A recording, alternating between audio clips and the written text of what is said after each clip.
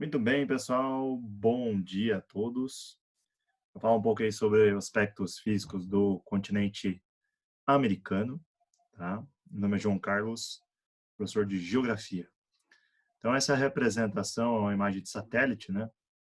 Landsat, disponibilizada aí pelo Google Earth. Tem aí a representação do continente americano, né? Desde a sua porção norte à porção sul. E sendo aí ilustrado, né? Também pela o seu relevo, né? As suas áreas aí de planícies.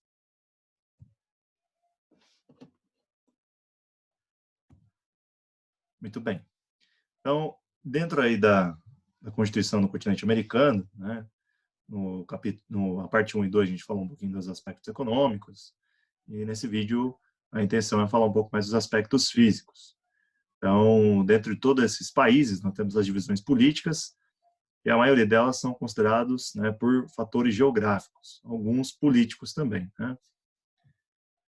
Então, a porção do continente americano é dividida em três partes. Então, América do Norte, América Central e América do Sul, ok? Devido à sua distribuição geográfica. Então, a América do Norte é essa porção maior, né? Sendo um aspecto entre o Canadá, os Estados Unidos e o México. A América Central, que é a parte do continente, né? A parte istmica, né? Que é essa extensão, né, do continente, onde fica aí a Serra del Madre, na região do México, até próximo aí a Nicarágua, Honduras, e a parte insular, que são as ilhas. Okay? E os países da América do Sul, são 12 países, né? E 3 territórios. A América do Norte constitui entre Canadá, Estados Unidos e México. Já a América Central, a parte principal dela, né, com países aí independentes, é Guatemala, Belize, El Salvador, Honduras, Nicarágua, Panamá, as Grandes Antilhas, né, Grandes Antilhas, Jamaica, Cuba, Bahamas, Haiti e a República Dominicana. Okay? Outros países, por exemplo, Porto Rico, é um país que ele tem domínio em território americano, então são uma espécie de colônias. Já a América do Sul, temos território da Guiana Francesa, Suriname, né, Guiana, países como Venezuela, Colômbia, Equador, Peru, Bolívia, Chile, Paraguai, Argentina, Uruguai e Brasil. Esse mapa físico, ele nos mostra um pouquinho sobre a altimetria do continente americano, da América. Okay? Então, podemos perceber que as partes das cordilheiras, ela está sobre a região aqui das Rochosas, né? E se estende essa cordilheira entre a Serra del Madre, ali no México, e descendo um pouquinho, e depois com a Cordilheira dos Andes até a Patagônia Argentina, ok? Terminando aqui em Ushuaia, próxima Terra do Fogo. Essa região ela foi formada aproximadamente há 250 milhões de anos atrás, né, com o deslocamento das placas tectônicas entre a Pangeia. E esse deslocamento, houve choques, houve tectonia de placas, formando essa imensa cordilheira, esse dobramento moderno, né? Dividindo entre montanhas rochosas, Serra del Madre, ou Serra Oriental, né? E o Ocidental, e a cordilheira aí dos Andes. Já também há, né, os maciços, né, antigos, os escudos cristalinos, sendo presente a península aqui do Labrador e Monte Apalaches. Então, são antigas cadeias de montanha já desgastadas, né? São áreas que já têm uma altitude menor aí do que as cordilheiras. E os outros maciços, como o Planalto aqui das Guianas, né? E o Planalto Central Brasileiro e a Serra do Mar, até aqui o Planalto da Borborema. Então, são áreas também de antigos maciços. Né? O que são esses antigos maciços? São formações intrusivas de material vulcânico, ou seja, não teve extrusão, não teve saída, né, desse magma, e teve o endurecimento, o resfriamento lento, formando isso a mais ou menos, né, 2 bilhões de anos atrás. Então, toda essa consolidação aí, desse relevo, tem uma dinâmica, né, muito antiga.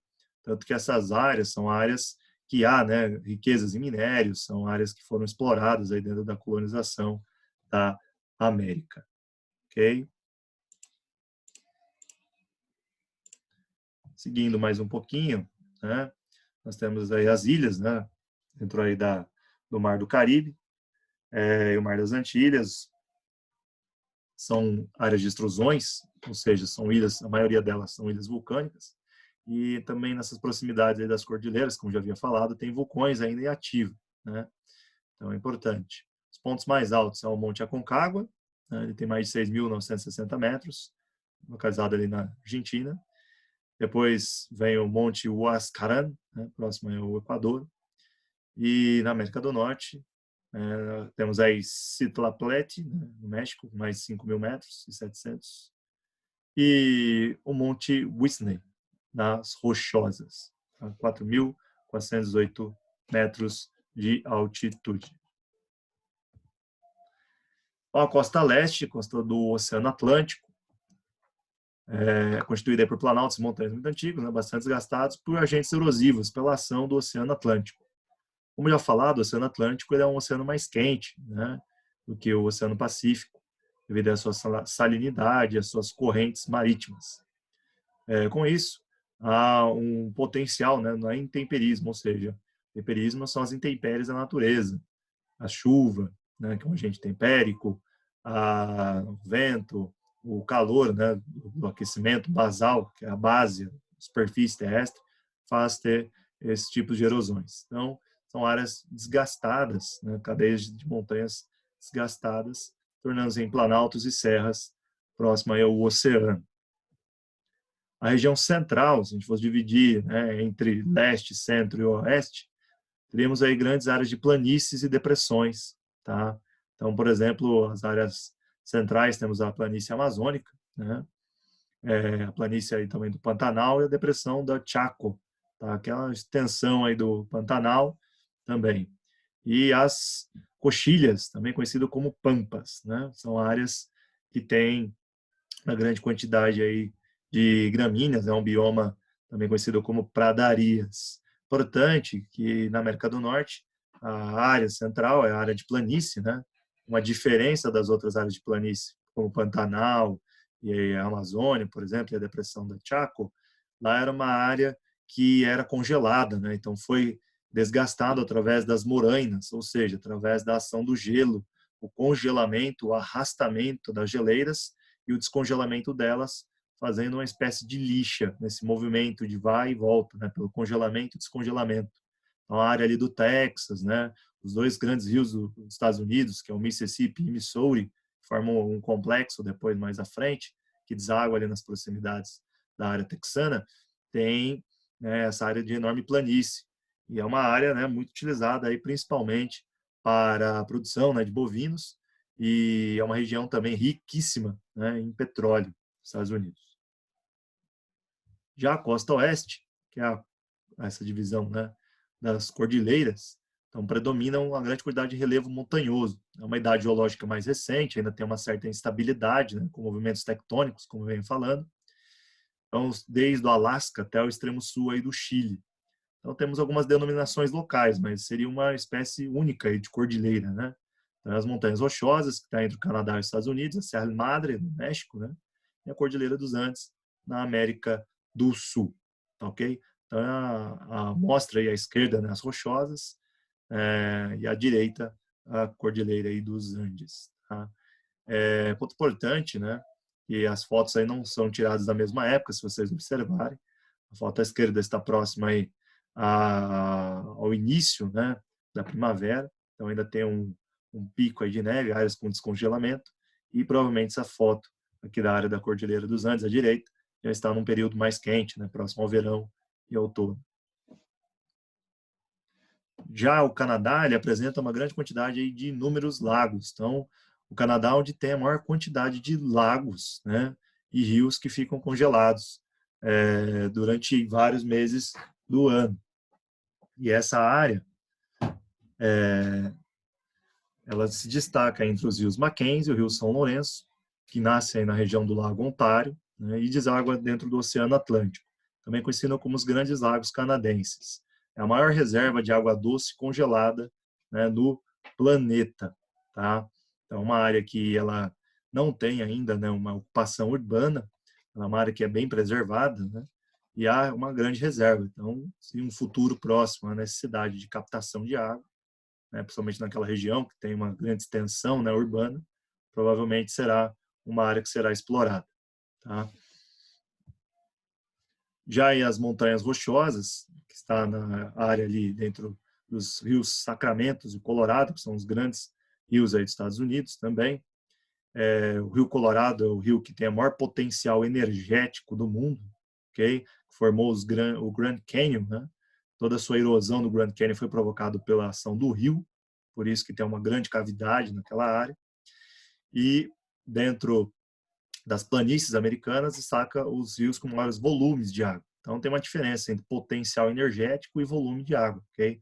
Potencial energético é a força do rio, a capacidade dele de arrastar, né, blocos aí de sedimentos, são os famosos regolitos, capacidade de erodir, sua erosão. E já o volume d'água é a metragem cúbica de água, né, a saída dele, a vazão do rio. Então, o rio Mississippi e Missouri são as principais áreas de abastecimento, também de navegação dos Estados Unidos. Tá? Começa lá da região de Utah, pelo descongelamento aí da área de geleiras das Cordilheiras das Rochosas. E o rio Ohio também, tá? Que nasce na área do Monte Apalaches. O rio Mississippi, ele nasce no Lago Itasca, na região dos Grandes Lagos, né? Próxima da região de Utah, como eu falei, e vai até a direção do Golfo do México, na divisa aí com os Estados Unidos e o México.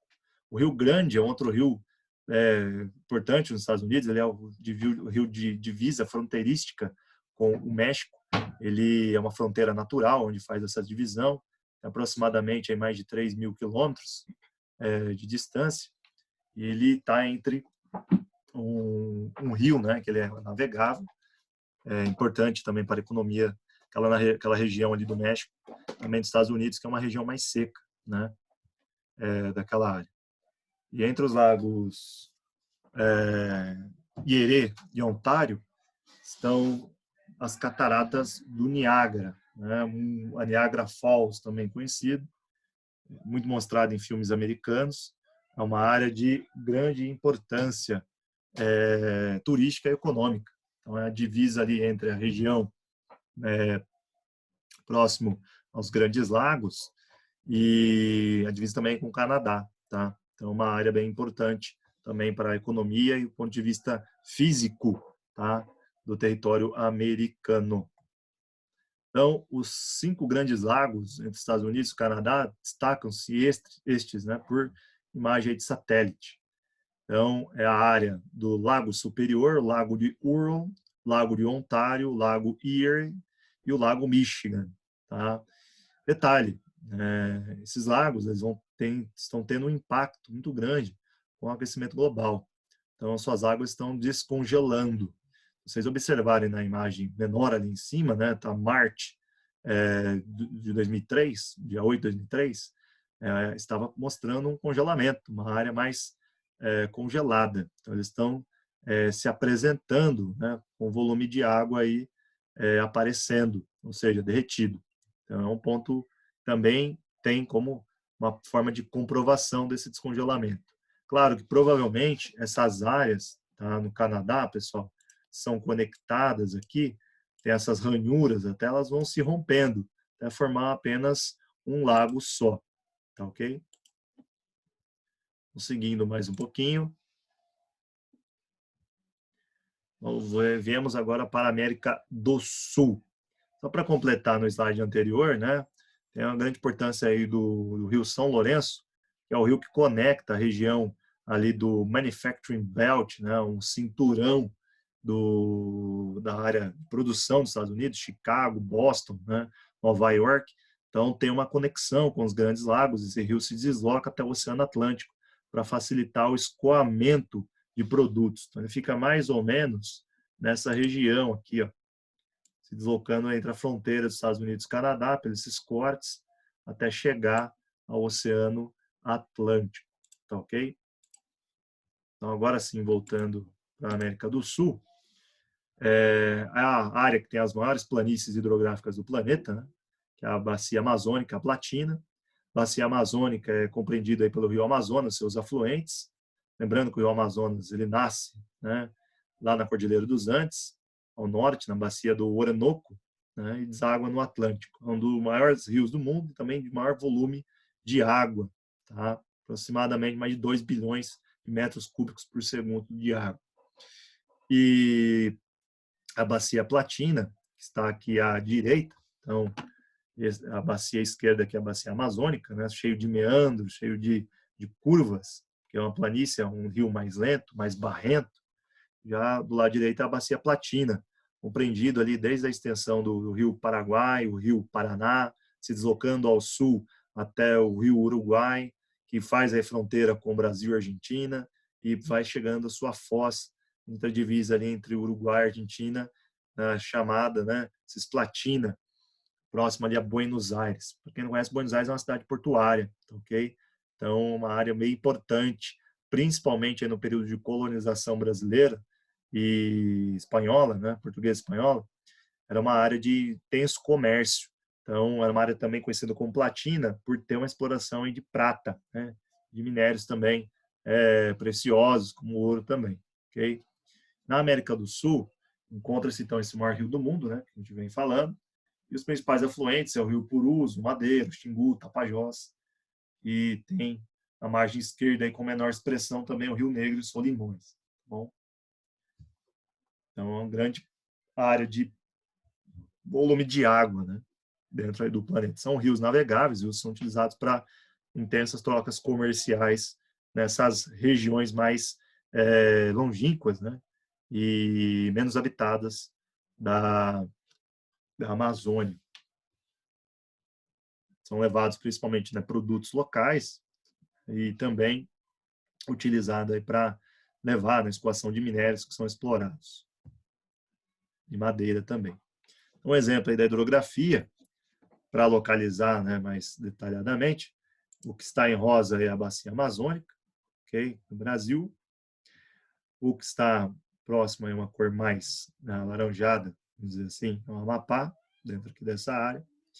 Você tem a bacia do Nordeste, com rios mais intermitentes, né, rio que aparece aí principalmente no período de chuva.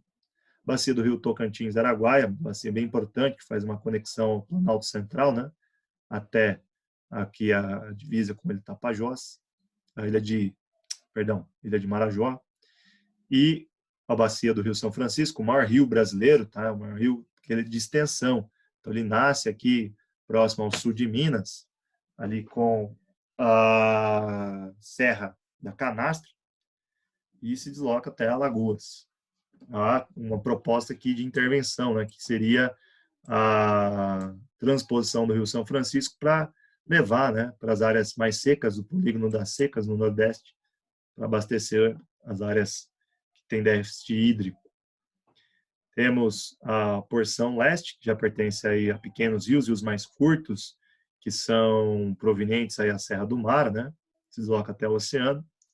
A sudeste, que atende aí com alguns rios dentro também do deslocamento entre a área do Serra do Mar e o Oceano Atlântico, a bacia do Rio Uruguai, que se desloca aqui entre as áreas dos Pampas, né, gaúchos e a Serra Gaúcha, e a segunda maior bacia, que é a bacia do Rio Paraná, que compreende a toda esta área aqui que eu estou riscando, né?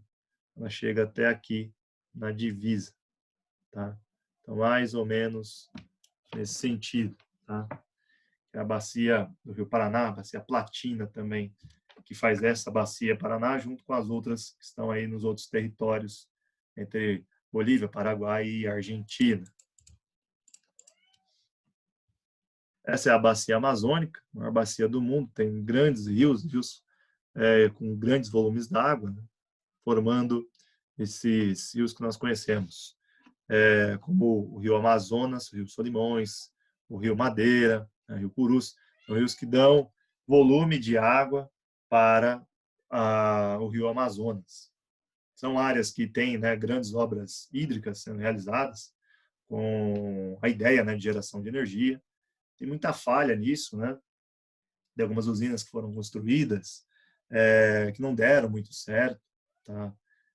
Como a Balbina, foi uma área intensamente alagada naquela região ali entre o Amazonas e o Pará, para facilitar, né, o abastecimento energético da região, mas não teve sucesso, produz apenas 2% da energia do que era para ser gerada. É pela falta da queda de água, né, uma área muito plana, variação altimétrica de 200 metros, muito baixo para geração de energia hidrelétrica na forma de queda de água. Né? É possível a motriz, que é pela movimentação dos rios, já tem uma outra forma também de ser realizada.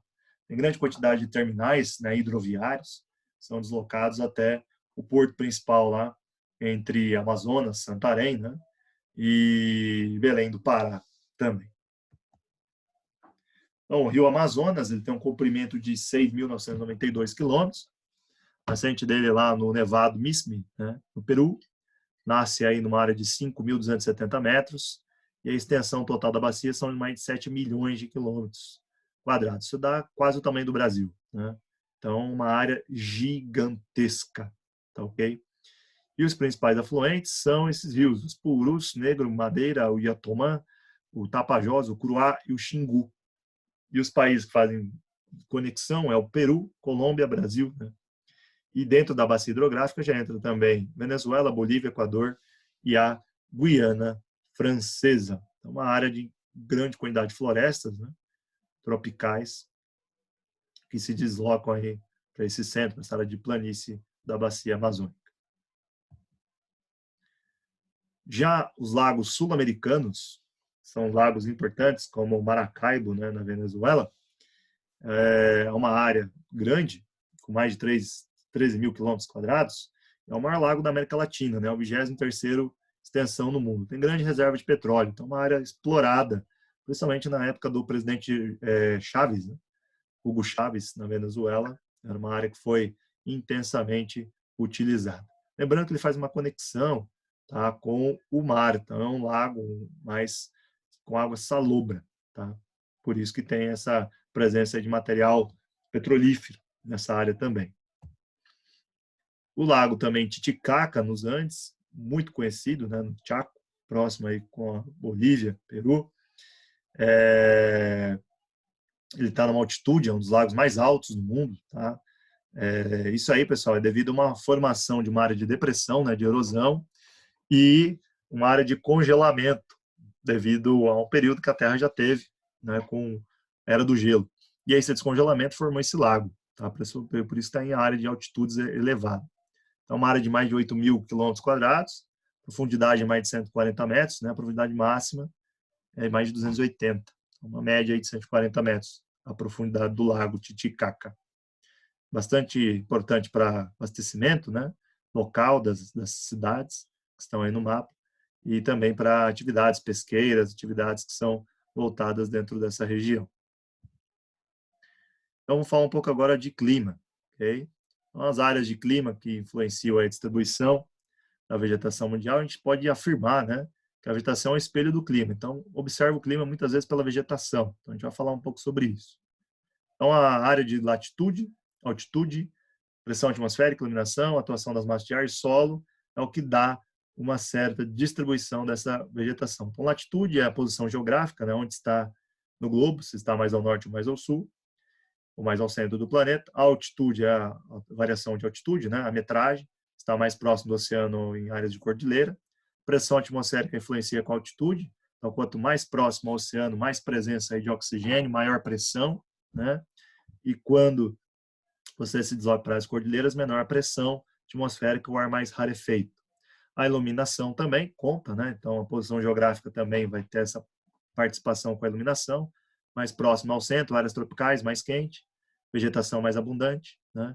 Áreas mais distantes dos trópicos, iluminação mais rarefeita, né? Menor, tem iluminação, mas a sua potencialidade é menor, e aí vegetações com teores, né, do sentido com adaptação para áreas frias, então pinheiros, provavelmente, ou até mesmo áreas de tundra, áreas de pradarias, áreas com vegetação mais rala.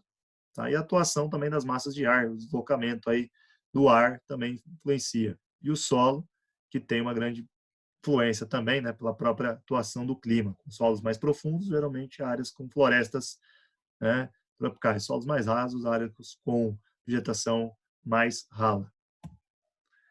Quando eu falo vegetação rala, são gramíneas, arbustos, né, vegetação com menor porte arbóreo.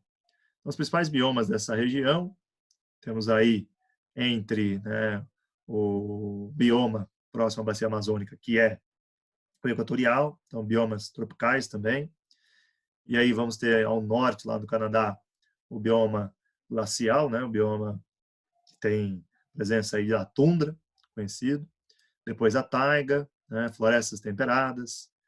E aí vamos ter uma porção aí de outros, como steppes, pradarias, né, vegetação costeira, e até chegar a alguns pontos como vegetação bioma mediterrâneo, né?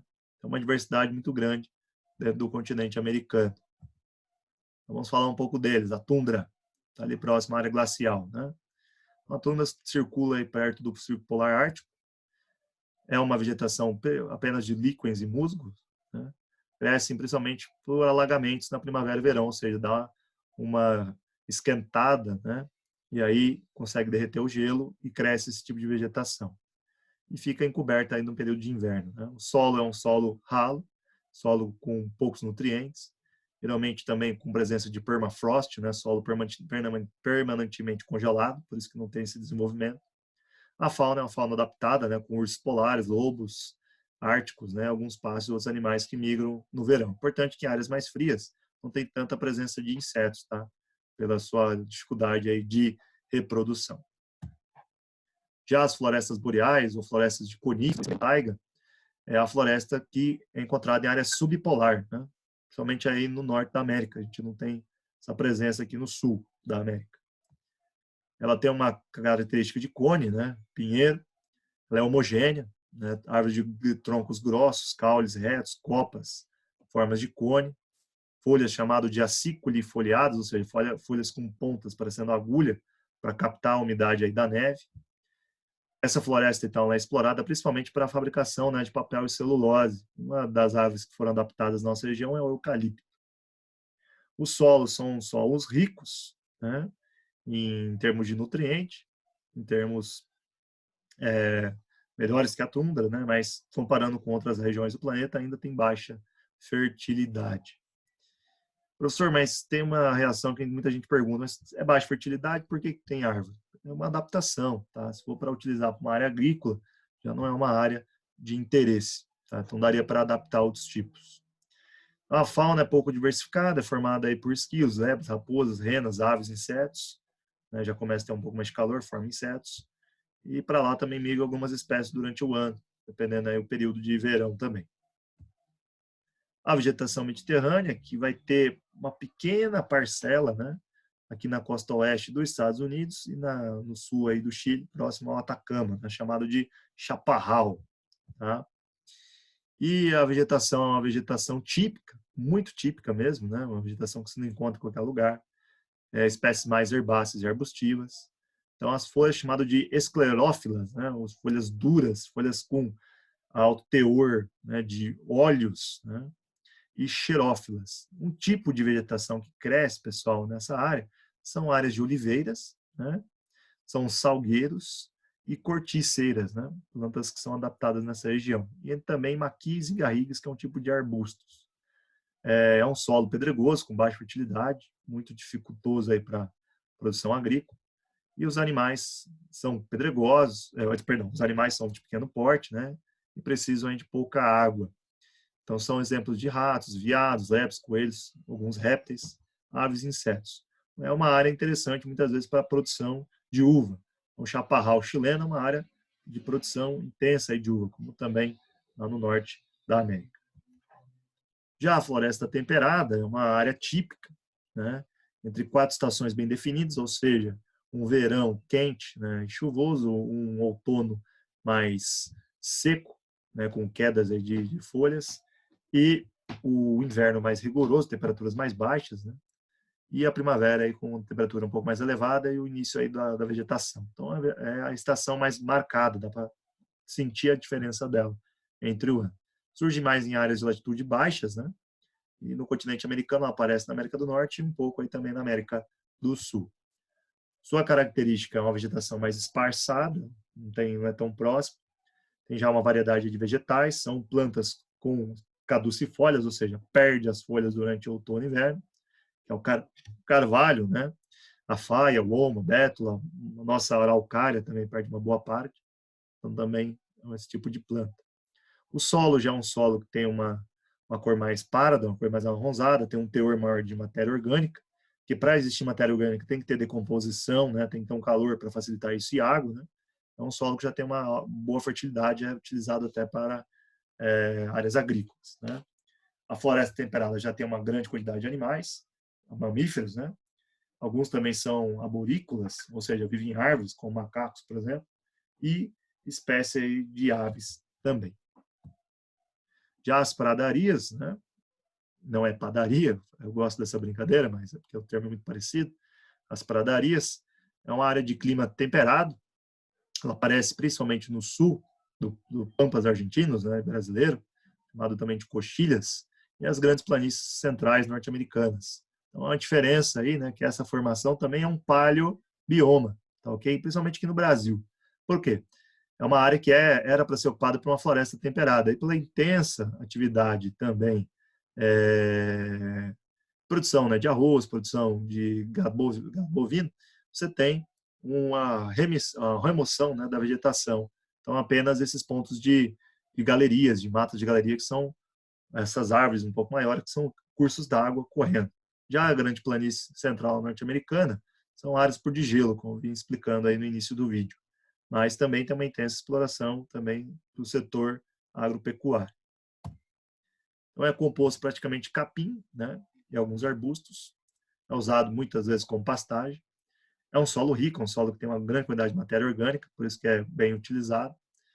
E é composto principalmente por cabras, lebres, né, e aves. Ok? Espécies terrestres e outras. Uma imagem aí dessas regiões.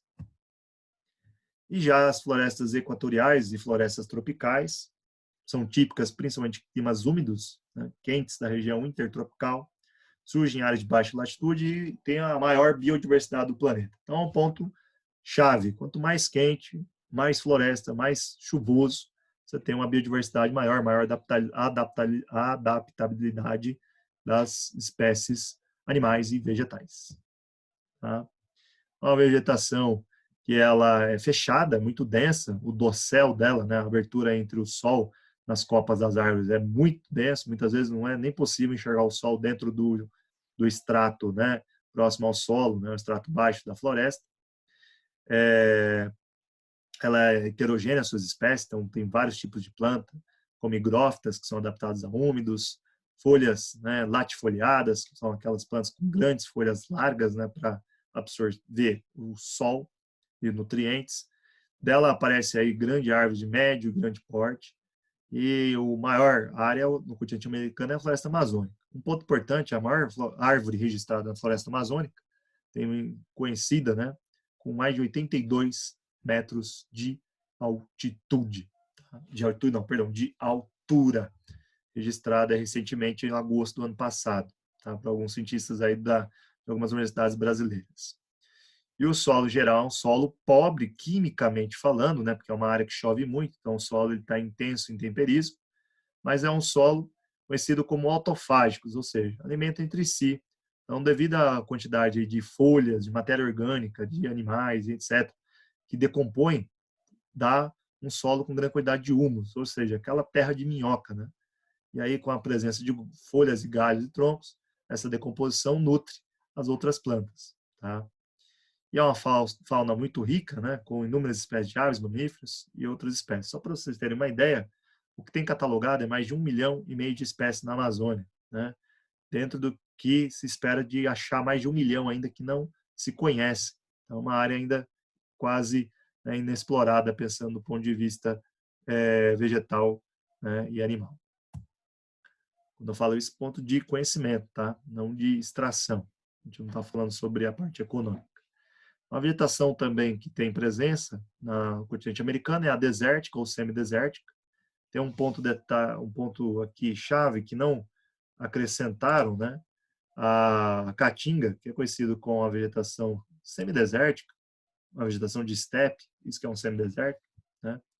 Ela acontece, pessoal, por alguns problemas, elementos naturais, né? Então, é a corrente marinha, ou seja, geralmente uma corrente mais fria, uma corrente que não tem um aquecimento, uma umidade sendo elevada, e interfere isso com as massas de ar. Então, ocorre no oeste dos Estados Unidos, conhecido como deserto do Alabama e do Nevada, aqui na área mexicana também, e uma região conhecida aqui é o deserto do Atacama, tá ok? Próximo ao Chile. Na Argentina também vai ter essa área de steppes, né? E aqui no norte, próximo a Venezuela, tá? E Colômbia. E o sertão nordestino, que ele está sendo falado, mas não foi mencionado no mapa, tá bom? Como que é a característica disso? É uma área mais árida, na árida quer dizer seco, quase árida, né? Semiárida é quase seco. São espécies adaptadas, né? São chamadas de xerófilas, que são espécies que adaptam a baixa quantidade de recursos hídricos, né? De restrição hídrica. E os solos geralmente são solos arenosos e pedregosos. E um detalhe importante, não são solos inférteis, tá? Aqui está baixa fertilidade, mas não são inférteis. Por que fala baixa fertilidade? Porque é um solo que tem uma dificuldade para poder crescer plantas, porque falta água, tá? Mas é um solo que, se tiver uma quantidade aí de água, por exemplo, irrigação, ele dá super bem, possível plantar, tá? Como é um solo pedregoso, é um solo que ele é muito duro, né, por falta d'água, por isso que ele é difícil crescer plantas, mas quimicamente falando, é um solo rico, principalmente no semideserto, tá? Composto por répteis, porque é uma área quente, insetos e alguns mamíferos que conseguem se adaptar com baixo índice hídrico, ou seja, pouca quantidade de água disponível no ano, tá? Então, do lado esquerdo aí nós temos a área do deserto nevado, né? E do lado direito, aí uma área da caatinga brasileira. E por fim, chegando aí no final, né, dos nossos slides, a vegetação altimontana, ou vegetação de montanha, que acontece nas áreas da Montanha Rochosa, na América do Norte, e na Cordilheira dos Andes. Tá? Então, do norte a imagem acima e a Cordilheira dos Andes, a imagem abaixo. É uma vegetação que ela varia, né, de acordo com a altitude, ela vai ficando mais rala de acordo com a altitude, vai aumentando, né? Porque a temperatura vai caindo e aí modifica também a quantidade de disponibilidade de oxigênio, a disponibilidade de água, né? E aí de uma floresta vai virando uma floresta temperada, chegando a uma floresta de coníferas, né? Até chegar a uma espécie de tundra, apenas musgos e líquens se desenvolvendo nos topos dessas montanhas. E numa boa parte delas, no topo é encontrado neve, né? Chamada de neve eterna, ela que fica durante um período todo do ano, tá?